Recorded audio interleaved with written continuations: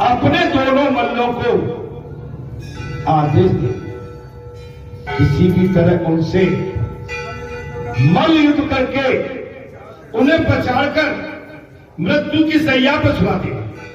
नंद बाबा भी श्री कृष्ण बलराम और गोप बालक के साथ राजसभा में पधारे। राजसभा में पहुंचे, कुबल या पीड़ हाथी के उद्दार से श्री कृष्ण का प्रवेश हुआ। रंगभूमि पर श्री कृष्ण पधारे। रंगभूमि पर कुबल या पीठ हाथी का उद्धार किया। रास्ते में ठीक है, मल्लों को वे दृश्य सामान्य पुरुषों को यत्नों से और स्त्रियों को मूर्ति मंत्र कामदेव से और गोप बालकों को स्वजन से और राजाओं को शासक से और वृद्धों को बालक से और कंस को काल से झांकी रही भावना जैसी और प्रभु मूरत देखी। अज्ञानी को विराट से और योगियों को हमारा परम तत्व से और यादवों को परम देव से लगे। कृष्ण का दर्शन करके सभी लोगों ने अपने अपने भाव अनुसार रोड अद्भुत श्रृंगार हास्य वीर वात्सल्य भयानक विभत्स शांत एवं प्रेम भक्ति रस का अनुभव किया। जिस व्यक्ति की जैसी भावना थी वैसे भगवान सबको दिखे। जाकी रही भावना जैसी और प्रभु मूरत देखी तैसी। जब रामचंद्र जी राजा जनक की सभा में पधारे थे तब भी ऐसा ही था। जब भगवान श्री रामचंद्र जी जनक जी की सभा में पधारे थे उस समय भी ऐसा ही हुआ था। वहां भी देश विदेश के जनकपुर में राजा आए थे और भगवान को जिस राजा ने जिस दृष्टि से जिस भाव से देखा उसको भगवान वैसे ही बाणर और मुष्टिक चाणर और मुष्टिक मदरा पार करके लड़ने के लिए तैयार हुए बैठे थे।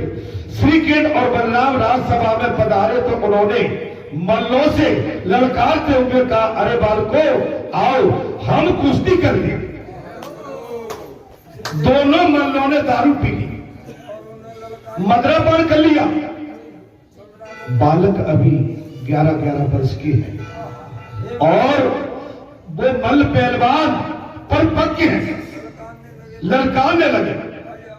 उनका शरीर तेल पिए हुए चिकनाट है और दारू का सेवन किया और दोनों बालकों को ललकारने लगे। महाराज आओ हम कुश्ती करेंगे। महाराज कुश्ती के बड़े शौकीन है। हमारे महाराज कंस कुश्ती के बड़े शौकीन है। जो जीतेगा उसे महाराज इनाम देंगे। घोषणा हो गई, जो कुश्ती में जीतेगा उसे कंस राजा इनाम देगा। श्री कृष्ण अच्छा, राजा को प्रसन्न करना कर्तव्य है। भगवान श्री कृष्ण ने साफ कह दिया, बात तो ठीक कह रहे हो, राजा को प्रसन्न करना हमारा कर्तव्य है, किंतु हम तो ठहरे बालक। अब कह दिया श्री कृष्ण ने, भैया हम तो छोटे बालक हैं, हम कुश्ती कैसे करेंगे तुमसे? हम तुमसे कुश्ती नहीं कर सकते। मदरा पान से उन्नत चाणो बोला, अरे तू बालक ही नहीं, तू तो बड़ा हो गया है। अब तू बालक नहीं रहा, अब तू बड़ा हो गया है। तूने बड़े बड़े राक्षसों को मार डाला है, तूने बड़े बड़े राक्षसों का वध कर डाला है।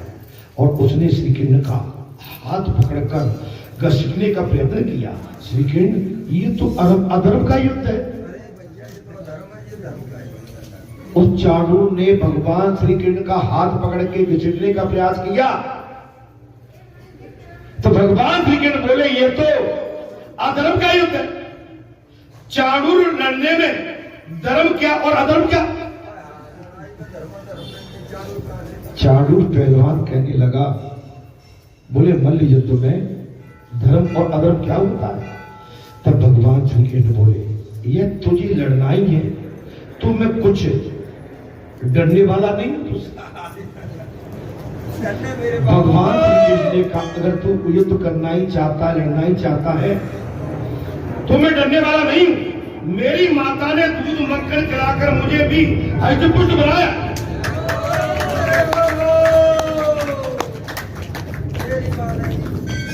मेरी माता ने भी मुझे दूध पिलाकर, भगवान श्री कृष्ण ने कहा, मुझे मक्खन खिला के हष्टपुष्ट बनाकर भेजा।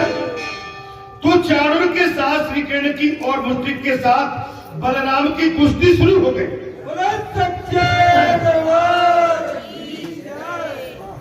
चाणूर के साथ श्री कृष्ण की और कंस के साथ चमक रहेगा और मुष्टिक के साथ बलराम की कुश्ती शुरू हो गई।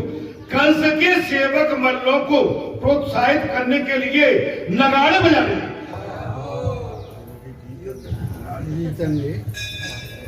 कंस के सेवक अपने मल्लों का उत्साह बढ़ाने के लिए नगाड़े बजाने लगे। संसार अखाड़ा है। ये संसार क्या है? भगवान सुखदेव ने कथा को थोड़ा उतार दिया। बोले, राजन, ये संसार भी अखाड़ा है और काम चाणूर है। वासना काम ये चाणूर है और क्रोध मुष्टिक है। आपका हमारा क्रोध क्या है? मुष्टिक है। संसार रूपी अखाड़े में काम क्रोध रूपी मल्लों से हमें लड़ना है। इस संसार रूपी अखाड़े में काम क्रोध और मल्लों से हमें लड़ना। तो मैंने प्रातःकाल की कथा में यही कहा था, ये संसार इससे भरा पड़ा है, संसार इससे लबालब है और संसार में काम क्रोध मद लोभ सब नाथ नरक के इससे भरा पड़ा हुआ है। अब इससे हमें लड़ना है और लड़के जीत कर पाओगे जब कृष्ण जैसी बुद्धि, अरे कृष्ण शरीर के ज्ञानवान, राम शरीर के त्यागी और बुद्ध देव से के पक्के आजादी के अनुरागी। आप कृष्ण से ज्ञान ले लो और राम जैसा त्याग धारण कर लो, आपको इस संसार में माई का लाल हाने वाला कोई फिर पैदा नहीं। कई चाणूर और मुष्टिक जैसे बन के रहे। अभिमान, क्रोध और लोभ ये आपको हमको पल पल पर हमको मारे पछाड़ेगा, हमारी हार कराएगा। हार इसमें हमारी विजय नहीं हो सकती। हमने जो चाणूर और मुष्टिक, चाणूर कौन है? काम, और मुष्टिक कौन है? काम और क्रोध जिसके साथ है उसकी जीत कभी नहीं हो सकती, उसका विजय भव कभी नहीं हो सकता। जो इनको त्याग देगा और भगवान श्री कृष्ण को अपना लेगा और बुद्धि को निर्मल कर लेगा और बुद्धि को सात्विक बना के रखेगा, सत्संग में आके बैठेगा, संतों के साथ बैठेगा, संतों के बताए हुए मार्ग के अनुसार चलेगा, तो उसकी बुद्धि निर्मल हो जाएगी और काम और क्रोध पर उसकी विजय हो जाएगी। तो आप चाणूर एवं मुष्टिक जैसे बड़े योद्धाओं को भी पछाड़ के इस संसार के भवसागर से पार हो सकते।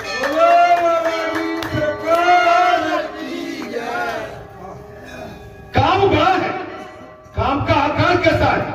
विशाल है। क्रोध भयानक होता है, लेकिन कृष्ण दिखने में कैसी है? बालक। उनकी बुद्धि कैसी है? निर्मल, सद्मार्गी है, सत्य पर चलने वाले हैं, हिंसा नहीं करते, महाराज अहिंसा करते, हिंसा नहीं करते, हिंसा से बचिए। द्वेष, कलेश, इसकी बात दबा, इसको उठा के छोटी छोटी बातों में उलझ जाना, इनसे बचिए। अपना परिचय कुछ अच्छा दो, अपने अच्छे काम से अच्छा अपना काम लाओ ना समझो। भाई जब पूजा में ही बैठे, अब देखिए जब पूजा करने ही बैठिए तो फिर पक्के पुजारी बनो ना। आडंबरी नहीं, ढोंगी नहीं, पाखंडी नहीं।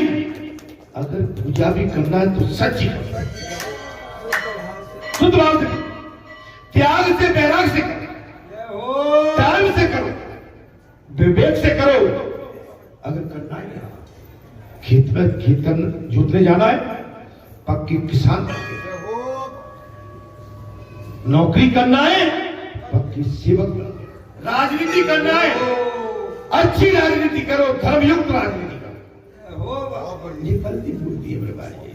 हाँ, संत बनना है, सेवक बनना है, गुरु बनना है। अब साहब आ जाते हैं महाराज, कई आते गुरु दीक्षा दे, अब कहते हैं नहीं भैया हम पहले तो इसके लायक नहीं है। चलो लायक होंगे तो आपके साथ में वो भी भाव रखेंगे, लेकिन पहले अपना भाव हमें दोगे। तुम कौन हो?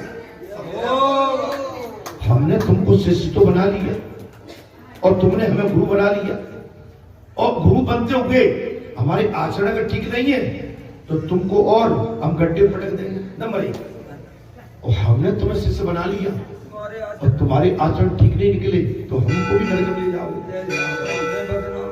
सीधा खेल है मेरे बाबा, सीधा खेल है।